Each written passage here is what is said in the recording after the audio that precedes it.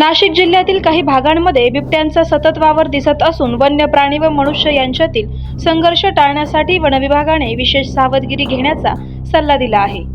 वनपरिक्षेत्र अधिकारी सुमित निर्मळ यांच्या माहितीनुसार वाडी वस्ती व शेतांमध्ये काम करताना ग्रामस्थांनी सतर्क राहावे।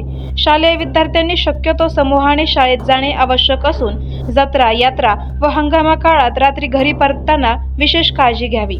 शेतात वाकून काम करताना बिबट्याने पाठीमागून हल्ला करण्याची शक्यता असल्यामुळे विशेष लक्ष ठेवावे। तसेच बिबट्याने हल्ला केल्यास तात्काळ वनपरिक्षेत्र कार्यालयात माहिती द्यावी।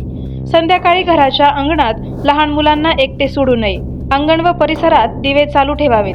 शेतात काम करताना मोबाईल किंवा रेडिओवर आवाज ठेवणे, घुंगराची काठी जवळ ठेवणे व शक्य असल्यास समूहाने वावरणे गरजेचे आहे। पशुधनाची सुरक्षा महत्त्वाची आहे। रात्री गुरे, शेळ्या, बकऱ्या व डुकरे बंदिस्त गोठ्यात ठेवावीत। गावापासून दूर व जंगलाजवळ नेऊ नयेत। मोकाट कुत्रे व इतर पाळीव जनावरांची संख्या कमी करणे बिबट्याचे आकर्षण कमी करते। वन्यजीव संरक्षण कायदा 1972 अंतर्गत बिबट्याला जखमी करणे, मारणे किंवा पाळणे गुन्हा आहे। बिबट्या साधारणपणे माणसांवर हल्ला करत नाही। तो आपले क्षेत्र व आवश्यक खाद्य मिळाल्यास गावाजवळ राहतो, असे अधिकारी सांगतात।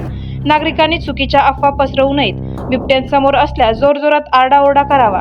खाली वाकू नये, वणवे झोपू नये व पाठलाग करू नये। वन्य प्राणी व बिबट्याचे रक्षण करण्यासाठी आणि पाळीव जनावरांची सुरक्षितता सुनिश्चित करण्यासाठी वन्य प्राणी संदर्भातील माहिती किंवा मदतीसाठी टोल फ्री क्रमांक 1926 वर संपर्क साधावा।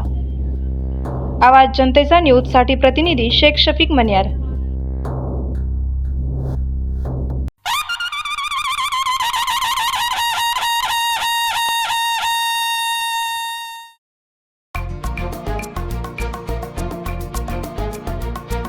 शेतातून येता जाता खेळताना बागडताना हातातून सुटला हात व्यस्त तुम्ही असताना एकटे नका सोडू आम्हाला, एकटे नका सोडू आम्हाला। बिबट्यापासून सावध राहू चला आपण, बिबट्यापासून सावध राहू। सुंदर सजीवन करू चला आपण, बिबट्यापासून सावध राहू, बिबट्यापासून सावध राहू। कमी उंचीच्या सजीवांवर बिबट भक्ष्य समजून हल्ला करू शकतो, त्यामुळे लहान मुलांना एकटं सोडू नका। करायचं आहे लाईव्ह कार्यक्रम किंवा आहे कसले आंदोलन, जनसामान्यपर्यंत पोहोचेल आपला हक्काचा आवाज, आवाज जनतेचा। बातमी व जाहिरातीसाठी संपर्क करा स्क्रीनवर दिलेल्या नंबरवर।